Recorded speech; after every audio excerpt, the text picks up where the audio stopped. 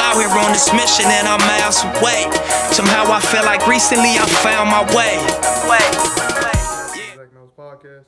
I'm Zach Collins, and I know I've been missing for about a week, but it was a transition week. I had to come back to school. I had to get everything together. I had to get that picture together right there. But no, now we back. Had time to watch both boys and girls basketball team play against Texas Southern. Been watching playoff football all weekend. Been waiting to see how these coaching changes went around in the NFL. So we'll start off with the girls and boys basketball team. Girls lost. It wasn't ever really a close game. I got there in like the second quarter. It was already down by like 15, 20 points. And the girls fought back. They played a good game, but it just looked like they didn't have an answer offensively for what Texas Southern was doing, and we couldn't really score the ball. I felt like we weren't flowing enough through Shayla.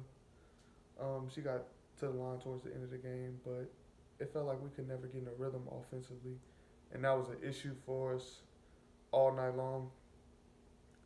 And as far as what I see is going forward, like I said, I want us to be able to find a rhythm. With that being one of the better opponents in the SWAC, that is like a testing mark to see like where we're at. They struggled, honestly. They only had 10 points. Well, 10 points halfway through the second quarter. So it was a night where I felt like nobody could really get anything going, and that just happens sometimes. That's just how the game flows in and out. Moving along, the boys played Texas Southern, who was supposed to be this big juggernaut of FCS basketball, of SWAC basketball, period, with them knocking off the likes of Baylor, Oregon, and other teams I can't think of right now. But our men's team held our own. We came out, and I felt like we honestly just punched them in the mouth. It felt like we wanted to be there more, although number one for Texas Southern had like 20 rebounds. He was just a menace within the paint. It's a Dallas boy, shout out a little bit. But that game didn't go how I expected. I think, honestly, their 7-2 big man was out, so that was something that we need to definitely be on the watch for whenever we come back and play them at Texas Southern. But as far as for how we played, I love the way they mucked it up. It was a spot within, I would say, the last 8 to 10 minutes towards the end of the first half where we couldn't really get anything going offensively, but we had already built a nice, comfortable lead, and we were playing so good on the defensive end that it wasn't really hurting us. But that's the takeaway from that game, is mostly looking for consistency. Seeing how we're going to go from game to game and who we're going to lean on. Gary had a double-double, 13 points, 14 rebounds, or the other way around, 14 points, 13 rebounds. Just being that staple, that senior leadership that we need, just somebody we can count on to get us a bucket here and there. Tristan got in the game and only played 13 seconds, but he got a key foul. We needed the dude who he fouled ended up missing both free throws, so that's just how it goes sometimes. We had our first weekend of visits for football. I think so far we've had 5 commits. We already had 3 people, no, more than that. 5 people already signed and moved in that are coming in for this spring semester. So you can see us gaining traction. Both tackles is in, got a linebacker in, got a Mississippi State transfer receiver in. So we're looking good. It's just winter workouts are coming together. They just had the first team meeting last night. So that just lets us know how everything is going to go. Like, this gives you a preview of what's going on. I'll keep y'all updated and make sure y'all know exactly who's committed, who actually ends up signing on National Signing Day. And I think I'm going to change my days around depending on when my other show is, my PV Sports Zone. But for right now, just whenever I post, just watch it. But moving on, we're going to stay in college. If you haven't heard, if you've been living under a rock, everybody named Mama entered the transfer portal, from Jalen Hurts, Tate Martell, Austin Kendall, Oklahoma quarterback. It's a different time. that's my biggest way to respond is a different time, and I can't be one to judge. I've been to 3 schools, and this is my 4th year, so I graduate this semester, but I've been to 3 schools, so it's just something that happens within life. You got to find a place that fits you. We'll go at each level and see why they're transferring. Take Jalen Hurts, for example. Jalen Hurts is a graduate. His OC is at Miami. I think his quarterback coach is at Miami. His coaches is left. The ones that I felt like coddled him, groomed him to be who he is. Has a bad context, but for me, I feel like that's somebody who taught him the position, who allowed him to call certain plays, who put him in his best position to succeed. And we are talking about an SEC Player of the Year, national champion. We are talking about somebody who has played quality football. Granted, he doesn't play the way Tua does, but that's not his style. And we knew that when he graduated from high school.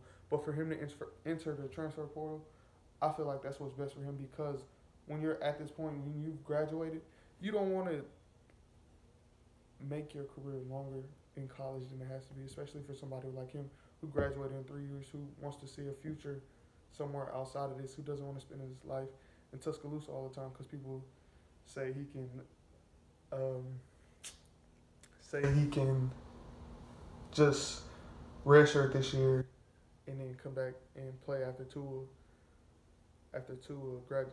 leaves for the NFL. But it's like, I won too. Like, I'm a quarterback too, so I don't have to wait here all day. And a quarterback is silently the most egotistical position in the field. So for that, I can understand why he will feel a certain type of way about somebody wanting him to take the back seat again after he already did it this year and then came back and won a SEC championship. So that's my takeaway on why I don't think he should stay at Bama, just because it's not the best fit for him. And going into that, I feel like he knew he could stay around this year just because he'd been through all season. He went through some workouts. He was there in camp, so it was like no point in me leaving. But now, with him graduating, with them losing, it's just he's moving on. He has to find his way out before he declares for the draft. So good luck to him. Moving on to Austin Kendall. I can't tell you the reason why Austin Kendall wants to lead the University of Oklahoma. They signed him number 3. They got number 1 receiver, number 3 receiver. They got the number 1 tight end in the country. They signed offensive lineman again. They recruited 4 DBs. We'll see how that goes. I wouldn't understand why he was leaving. Granted, I fall in love with everything that the University of Oklahoma has going for itself and what it does. But he has a plethora of weapons. He has the optional to fight for the job. He apparently was in a competition with the Heisman Trophy winner. So for him to just want to up and leave that, I don't know his reasoning for that. I wouldn't understand that. Me as a quarterback, looking at everything that's in front of me, I'm not going to leave that. But I can't question his decision making. I wouldn't advise him to leave that, but that's just me. Now, as far as Tate Martell, he got to go. He got to get out of there. It's just it's not a fit for him. They're looking to replace him. It seems to me that they don't really believe that he's the type of quarterback. He doesn't really fit that system.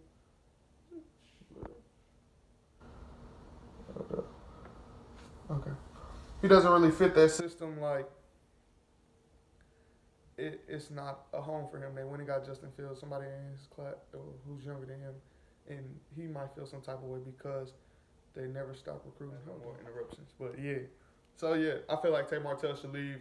It's just a part of the process. Sometimes it don't make the fit for him. I don't feel like he's a true FBS quarterback that'll actually win. I feel like it's just not in his makeup, but he can go somewhere, UNLV type, schools like that. That's where his high school coach is actually.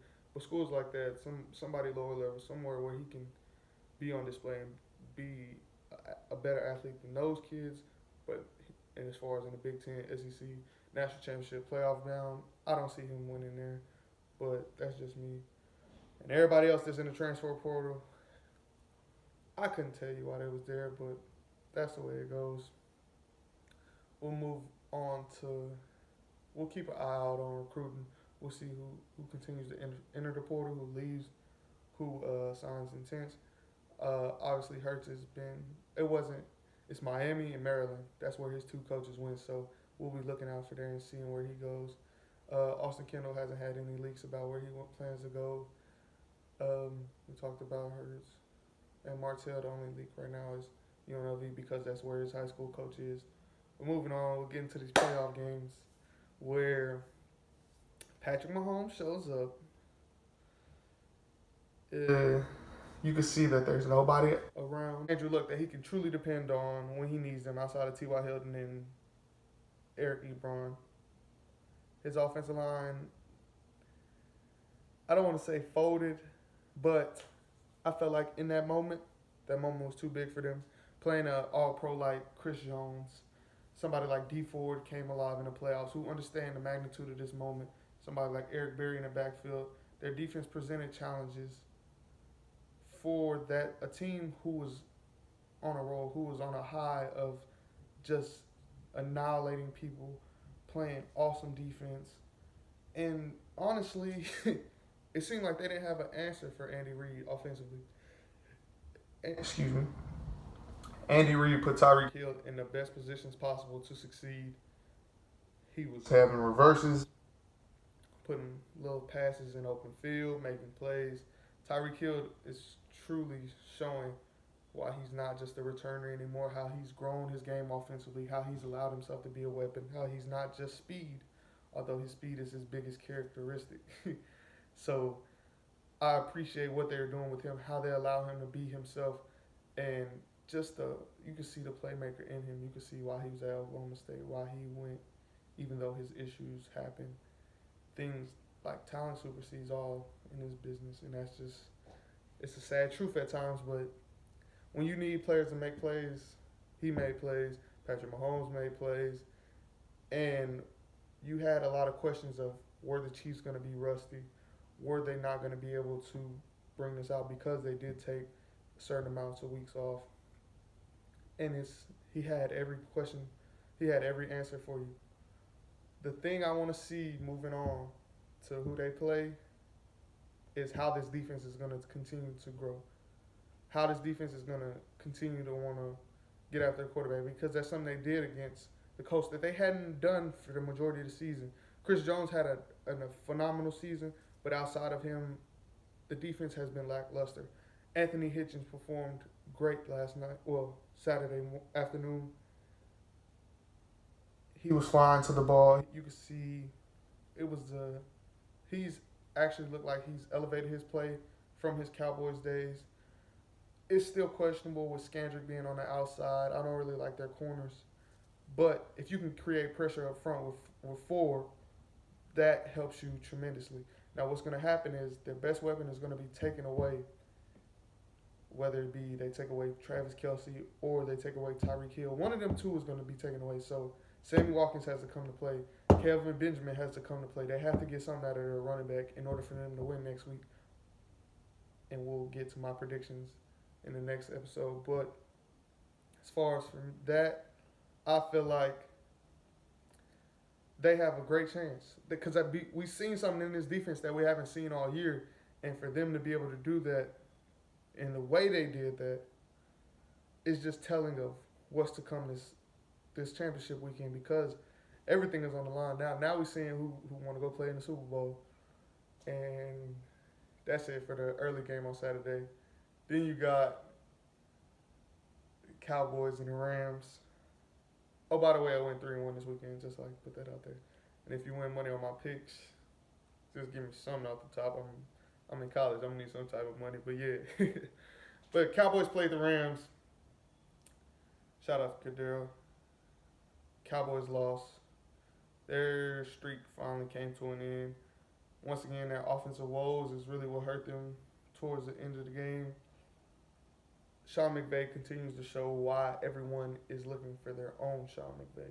And we'll get into that. We haven't talked about that, but I'll get into that after I get into these playoffs. But you can see why everyone wants their own Sean McVay, a young coach who can spark it, who believes in his team, who kind of sends that energy not only through the team but through the entire organization, who allows them to walk with a certain type of swagger, who allows them to be themselves, who can carry a team from under 500 to NFC Championship. And all the questions we also had about their defense, it was just a matter of them putting it together. They have always had the talent. When you got all pros like Indomitian, so you got the best three technique in the game in Aaron Donald.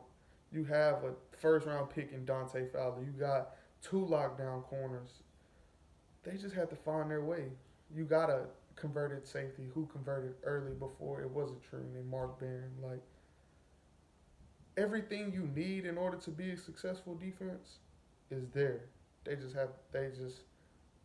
finally found a comfort and the ability to put it all together. And that's something that I'm glad that finally happened because they spent money in order to get to this point. They put themselves in position, and now it's time to see who comes out on top with the rematch between them, and we'll talk about that. But as far as for what they did in the game, two running backs went over 100 yards, C.J. Anderson and Todd Gurley. The thing about the Cowboys is their eyes get caught. So Sean McVay has a lot of window dressing where he's going to send one person in motion, send another person in motion, send somebody else back in motion just to hand it off up the middle. And with that, when you have people that are so aggressive, who are so tentative of everything that's going on, they lose track of who they are. I know that loss hurts Tavon Austin with that being his former team. I feel for him, but I'm really glad the Cowboys got out the playoffs just because I'm tired of hearing about them, honestly. But they had a great run. They had a good season. They went a lot farther than people expected them to be. Dak earned himself some money. Jason Garrett got him another year of, what would you call it, leniency. He's not really on the hot seat just because 2 years ago they went 13-3. Last year they fell off just because season riddled injuries. This year they had a couple of injuries, Frederick out and all of that, but they still managed to make it to the second round of playoffs. Finally got another playoff victory. Dak got that off his back. And they're trending in the right direction. What do they need? Honestly, just need to grow their confidence in Dak. Allow Dak to be himself. Allow Dak to grow as a quarterback. Find somebody who can really be there for him. Give me a number 2 option opposite of Amari Cooper. That puts Cole back in the slot. That way he can terrorize nickel cornerbacks. Allow Cole to get healthy because he hasn't been healthy for the majority of the year. Things like that. And the Cowboys are going to be straight. Their defense is young. The only thing that's going to hurt the Cowboys is the fact of the salary cap. Everybody can't get paid. Byron Jones coming up. Ezekiel Elliott coming up. Dak Prescott. The DN. Like, some of these people ain't coming back. But while they got this nucleus, they got 1 or 2 more years to where they got an all, top 5 defense to where they just hold somebody and Dak scores 20 points, they'll be in the game. They're going to be in the games. As long as they allow Zeke to get his 20 carries or more, 20 touches or more, keep the ball in his hands. They got their number 1 receiver in Amari Cooper. They have one of the top 15 quarterbacks in the NFL. He's not top 10, but he's there. He's on the cusp of it. His accuracy is really what kills him at times. But I see them going. They'll be back in the same place they were this year. They just gotta learn that their offense has to go through Zeke and not Dak. But they still have to have the confidence in Dak in order for him to lead them to victory. Now on to Sunday games. First game of the day, Patriots smack Phillip Rivers and the Chargers. James White had a game. Sonny Michel had 3 early touchdowns. It seemed like everything the Patriots wanted to do, they allowed it. They got Philip Dorsett a touchdown. And we know his career was been in the gutter. The Patriots do this every year. Every year you think Brady's done. He doesn't have the weapons. Him and Bill Belichick are finally going to break up. And every year they come to the playoffs and 40 points first game. We here. We know how this is. It's a marathon. It's not a sprint. They know how to balance themselves. They know how to get themselves into shape to where they're healthy and peaking at the right time. They understand what it takes to win.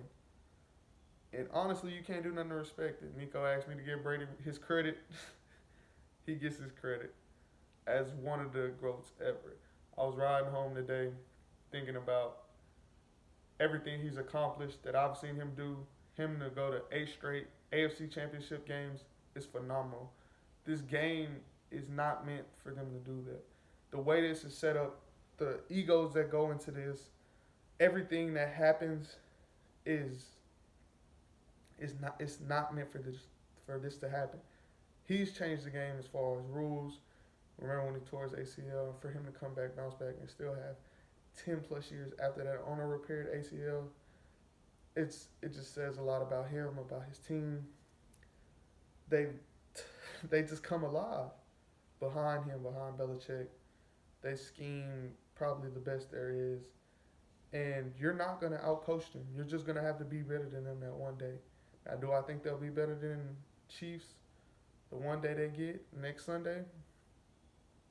Honestly, yes. Just because the scheme of the Patriots is take away your best option and now show us you can win. Who you going to take away? You take away Tyreek Hill? I got Sammy Watkins. Take away Sammy Watkins? I got Tyreek Hill. I got Conley. I got Travis Kelce. Like, who you going to put on the island? You put anybody one-on-one with Travis Kelce, it's not going to be in your favor, Bill Belichick.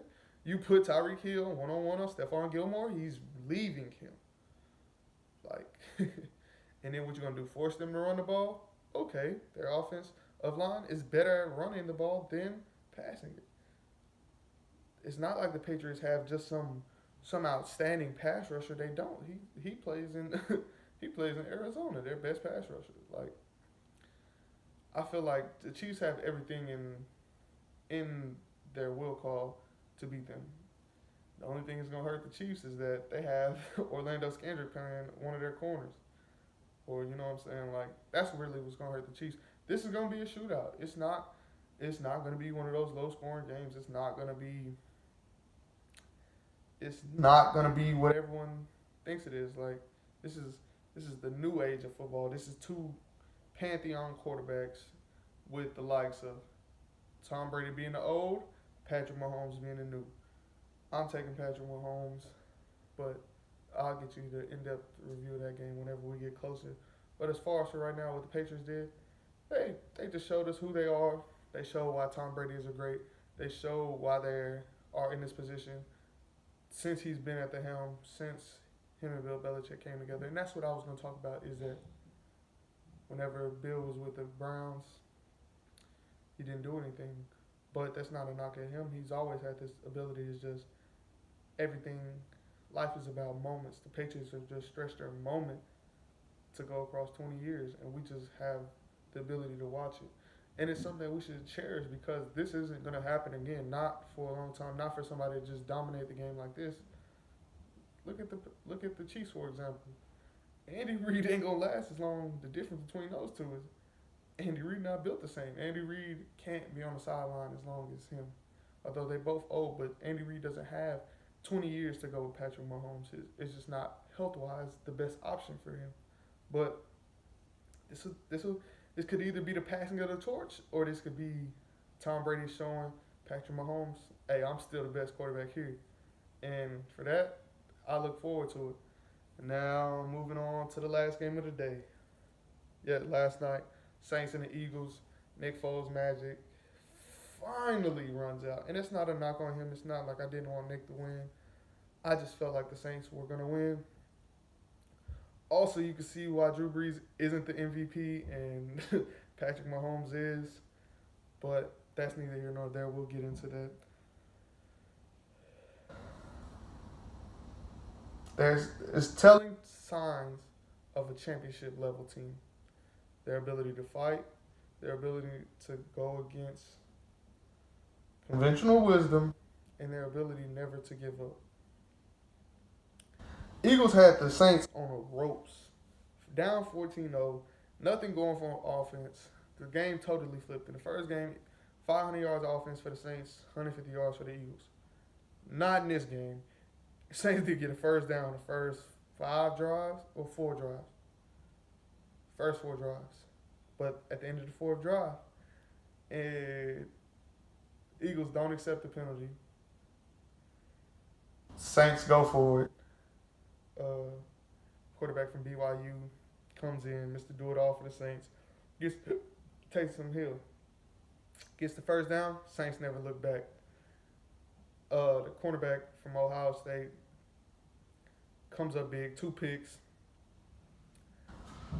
Michael Thomas sets the Saints NFL record, well Saints single playoff game record, like 15 catches, 180, tug. Like I don't even think he had a touchdown.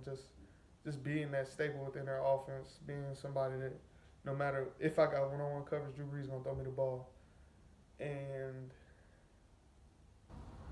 it's not a question of who's gonna be the quarterback for the Eagles just because Wentz is the better option. But I feel like Foles has earned himself some money. I don't think the Eagles should keep him.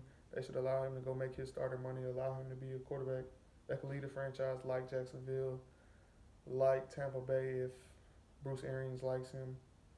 Just I feel like they should allow him to leave and put their trust in Carson Wentz, but call the game the way they called it for Nick Foles for Carson Wentz because that's a winning formula. They got Jordan Matthews back. Alshon Jeffrey had a good game until the end, and he just laid on the ground when after he dropped the pass, and um, the corner caught his second pick of the game. The Saints play the Rams. I think the Saints are going to end up beating the Rams. Although I don't want to hear it from New Orleans fans. Just the fact of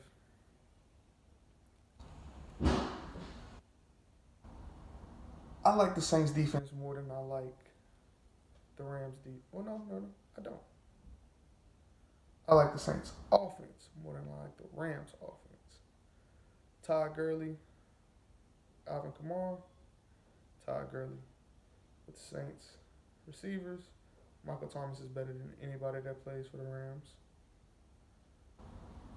Because look, they gave up Brandon Cooks, obviously. So I feel like they can lean on Michael Thomas more. Quarterback, they get the check. Offensive line, they get the check. Whitworth, yeah. I'm taking the Saints. And I'm taking the Chiefs. So I want the Saints and the Chiefs. That way the MVPs will play each other. But that's not a 1-versus-1. That's just how I feel right now. But do I think Brees should be the MVP? No. And it's because he can get in these ruts. Like the way he played against the Cowboys is how he played against the Eagles in the first quarter. And you can see it on his face of him like understanding like it's just not happening today. But Taysom Hill sparks their energy. They get into these points to where now he can get it going. So it's definitely going to be great games next weekend. I look forward to it with more offensive heavy games. The defense are just going to have to come in and make plays in the end when it matters. And I feel like whenever we need those plays, they'll happen for us. I don't think there'll be real knockdown, drag out fights to where it won't be intriguing. But I definitely look forward to it next weekend. Now we get to talk about the coaches. Kingsbury to Arizona, laughable. Only in America can you lose your job at Texas Tech, have a losing record, and be able to get an NFL coaching job. Only in America. Not only is that white privilege, it's also hands privilege. Like he's appealing to the eye. He's allowed. That's why he's able to do what he does. But I don't think that's the best hire for Arizona. But they see McVay. They see the young Shanahan. They see coaches like that, and he comes from that same ilk. He's cut from that same cloth. He's gonna be there one day. I just don't think that day is right now. But as far as for him getting that job, that's laughable, especially when the coach that was there before him only got a year, and it was like, okay, you're done. He was playing with a rookie quarterback. Like, it was only so much he could do, but that's how it goes sometimes. I love the Bruce Arians hire in Tampa Bay. I feel like he can not turn Jameis Winston around because Jameis isn't just this loser, but I feel like he can up his confidence up to where he'll be able to play. They'll be a playoff team. That happens every year in their conference where the worst team turns it around. So we should see.